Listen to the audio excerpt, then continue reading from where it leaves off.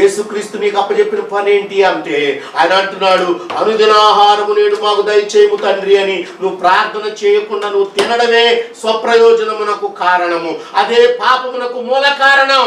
మంచినీళ్లు తాగినా ప్రార్థన చేసుకొని తాగాలి, నువ్వు భోజనం తిన్నా ప్రార్థన చేసుకొని తినాలి, నువ్వు ఒక టిఫిన్ చేసినా ప్రార్థన చేసుకొని తినాలి, నువ్వు మంచం మీద పడుకున్నా ప్రార్థన చేసుకున్న తర్వాతనే నువ్వు మంచం ఎక్కాలి.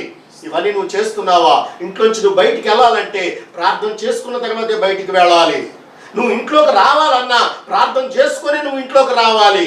మరి ఇవన్నీ నువ్వు చేయగలుగుతున్నావా అంటే నువ్వేం చేస్తున్నావు? నీ సొంత పనుల మీదే ఉన్నావు, నీ ధ్యాస అంతా దాని మీదే ఉంది. అంటే నువ్వు దేవుని యొక్క పనిని విసర్జించావు. అంటే ఇప్పుడు నువ్వేం ఎందులో వచ్చావు? పాపంలోకి అడుగు పెట్టావు. దేవునికి స్తోత్రము కలుగునుగాక. హల్లెలూయా. అందుకనే ఇక్కడ మరొక మాటను మీకు చూపిస్తా. 4వ వచనాన్ని ఒకసారి చదువుదాం. మీలో ప్రతివాడును